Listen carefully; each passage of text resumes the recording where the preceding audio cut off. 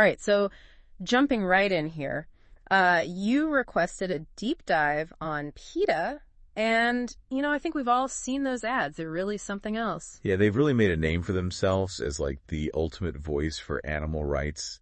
And I mean, you have to admit, those campaigns, they get people talking. For sure, for sure. But, reading through everything you sent, it seems like things get a little complicated when you start digging deeper. Mm-hmm. Especially when it comes to like their shelters and stuff. Okay, so let's get into it.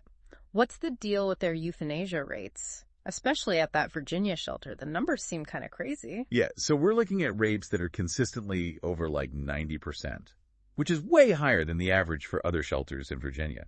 One article even mentioned that back in 2011, they euthanized over 90% of the dogs and cats in their care. And their whole thing is that they're like a shelter of last resort. Yeah. Right? Like they take in the animals that nobody else will. But some of these sources are saying it's not that simple. Yeah, it seems like there's more to the story. There are even accusations of them euthanizing animals that were totally adoptable. And even like taking pets and then... Yeah, there have been lawsuits and tons of public outrage about that kind of stuff. But what's really interesting is that this kind of ties into some things Ingrid Newkirk has said. She's the founder of PETA. Right. And she's actually questioned the whole idea of pet ownership. Hold on, seriously. So they're out there fighting for animal rights, but their own founder doesn't even believe in pets. Yeah, it's definitely a head scratcher. Makes you think about their whole approach. I mean, on one hand, you've got these in-your-face campaigns, and on the other hand, you've got these internal practices that raise some serious questions. Totally. And then there's this whole thing with the HBO documentary Chimp Crazy, which seems to be about PETA's efforts to rescue this chimpanzee named Tonka. Sounds like your typical animal rights story, right? Yeah, at first glance, totally. But the articles you sent, they point out a huge omission in the documentary. It totally ignores PETA's own controversial history.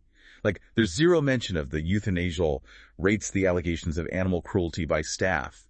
Nothing. It's like they're presenting a very specific version of their story. So they're kind of picking and choosing what to show and what to hide. What's that about? Well, it makes you question their transparency and their motives. Like, are they trying to control the narrative, especially when it comes to stuff that could make them look bad? And get this, apparently the director of Chimp Crazy used some shady tactics himself to film the chimp's owner. Oh, really? Yeah, he used a proxy filmmaker. So basically he hid his true identity and his intentions. Wow. Kind of ironic, right? A documentary about exposing the unethical treatment of animals using potentially unethical tactics itself. Yeah, that's... Okay, now this is where it gets really interesting. Tell me more about that. So it's kind of like this pattern, right? Where they say one thing, but their actions are kind of different. Makes you wonder, is it ever okay to do something morally iffy, even if it's for a good cause? Right. That's the big question. Yeah. And it's something for all of you listening to really think about. And the thing is, this Chimp Crazy thing, it's not just a one-off. We see this kind of stuff happening all the time online, especially on social media. Oh yeah, for sure. The internet never forgets, and people can spot a hypocrite from a mile away. Speaking of PETA, remember that time PETA went after Steve Irwin on Twitter? What a disaster. Oh yeah, total PR nightmare. And that just shows how much social media has changed the game for groups like PETA. It's not just about shocking images anymore.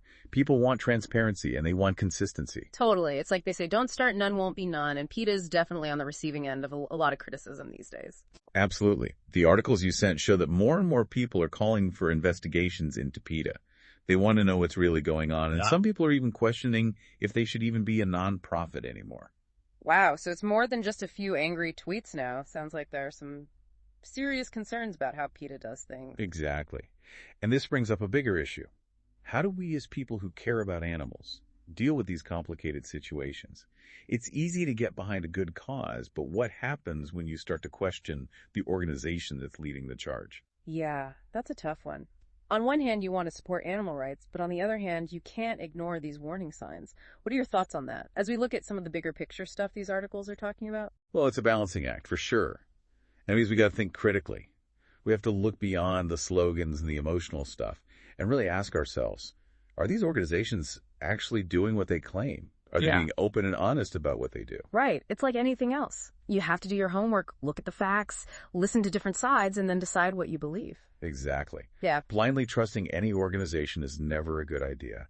And at the end of the day, it's about finding the ways that work best to help animals, whether that's through PETA or other groups or even just doing things yourself. The choice is yours. Finding ways that actually work. I like that. But how do we know what those are? You know, we've seen how things can get kind of messy. Even with the best intentions, sometimes people make questionable choices. It's messy, because it matters. You know, people are really passionate about this stuff on all sides, and that just shows how much they care about animals. But you're right. Good intentions don't always mean good results. Mm-hmm. And that's where we need to be smart about it. Totally. We've covered a lot today.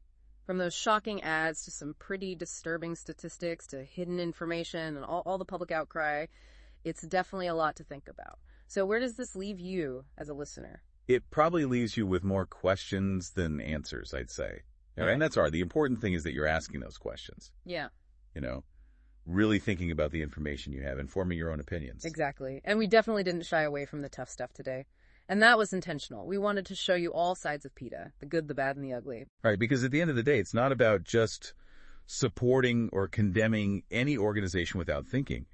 It's about fighting for animals in a way that makes sense to you. You've heard it all now. The criticisms, the statistics, the controversies. So now we want to hear from you. What are your thoughts? Yeah, what stuck with you? What made you stop and think? Did this whole deep dive change how you feel about animal advocacy? It's something to consider as we wrap up this deep dive into PETA. It's been quite a ride, but hopefully it's gotten you thinking and maybe even encouraged you to keep asking those tough questions. Because this isn't the end of the conversation. It's just the beginning.